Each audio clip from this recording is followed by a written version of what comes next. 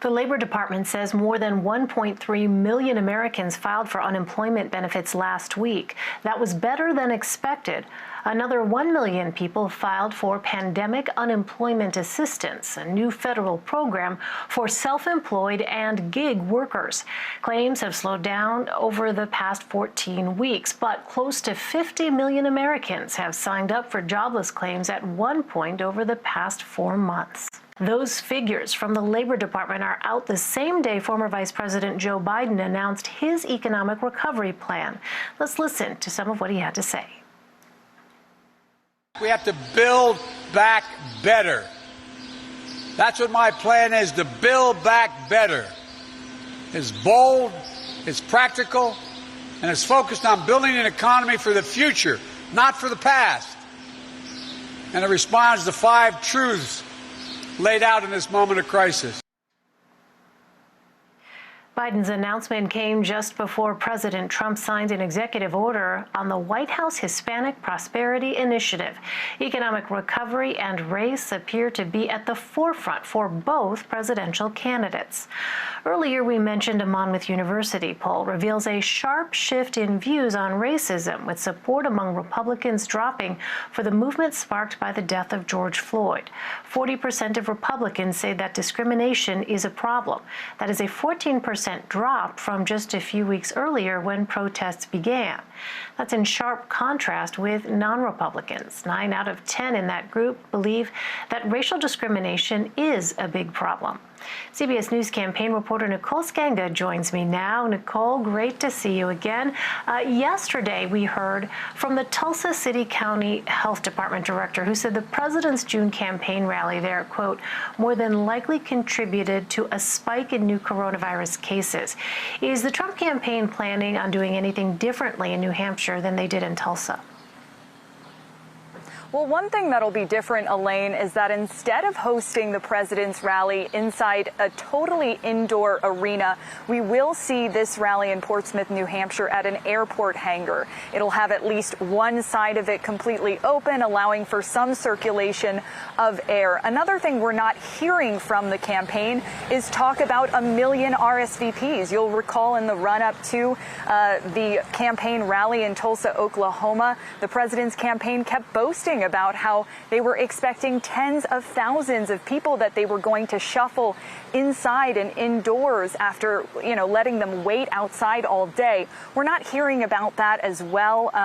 And another thing to keep in mind is that the campaign currently is strongly recommending mask wearing at the president's rally. So that particular language, while it is still not mandating mask wearing for guests, strongly recommending them. That's different than what we heard from campaign officials in Tulsa, Oklahoma.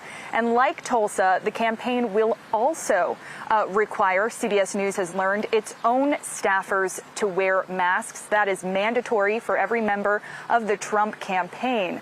And that is after at least 8 advanced staffers that we know of tested positive for the coronavirus in Tulsa, Oklahoma. Meantime, White House Press Secretary Kayleigh McEnany weighed in on the president's level of trust in Dr. Anthony Fauci. Let's listen to some of that.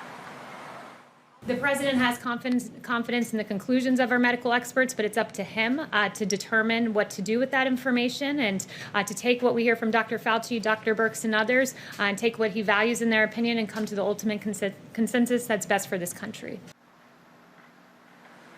So, Nicole, that's an interesting answer. How does that line up with what we've actually seen with respect to the behavior demonstrated by President Trump when it comes to things like following those recommendations of Dr. Fauci and the task force? Well, one thing we know, Elaine, is that President Donald Trump is yet to wear a mask publicly, something that is a very clear CDC guideline that everyone should be wearing a mask, particularly if you cannot social distance from those around you, if you cannot keep 6 feet away. So we're yet to see that from the president. Our own CBS News radio correspondent Stephen Portnoy spoke with Dr. Fauci just last month, and Dr. Fauci said there is a, quote, very clear risk, end quote, that coronavirus can spread at mass gatherings like a Trump rally. And so, trying to social distance at a Trump rally, and Elaine, I've been to over a dozen of them, is kind of like trying to go swimming but not get wet. It's very hard to do.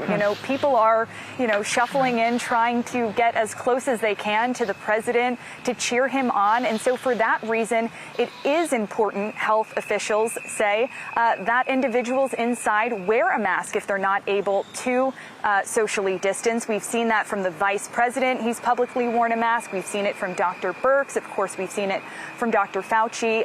We are yet to see that kind of behavior from the president.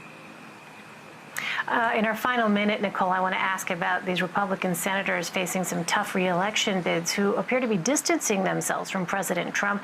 Tom Tillis, Cory Gardner, and Martha McSally all have ads out now that do not mention the president. Will his re-election campaign put pressure on these senators? And is there concern he will not get support on the local level the way he did in 2016? Well, at the end of the day, Elaine, the president's campaign really does want the Senate to keep its Republican majority, to keep in control. And so there will be some leeway allowed. Now, certainly, you're hearing Senator Tom Tillis talk about jobs and the economy. You're hearing Senator Martha McSally, speak about China and, speak about some of our foreign adversaries in her campaigns. They're not speaking out against the president of the United States. You see, that's a line they don't want to cross, because they know that Republicans altogether are behind this president. He's got, a very high popularity among Republicans across the country. But Elaine, in one very telling example, we heard from New Hampshire Governor Chris Sununu, who is a Republican up for re-election in 2020. And he says that while he will greet the president ahead of the rally here in Portsmouth, New Hampshire, he will not be inside of it. So he will not, participate in that rally and be in that crowd. So talk about distancing yourself a little bit from the president. Right, walking a fine line. All right, Nicole Sganga for us. Nicole, always great to have you. Thank you so much. Thanks, Elaine.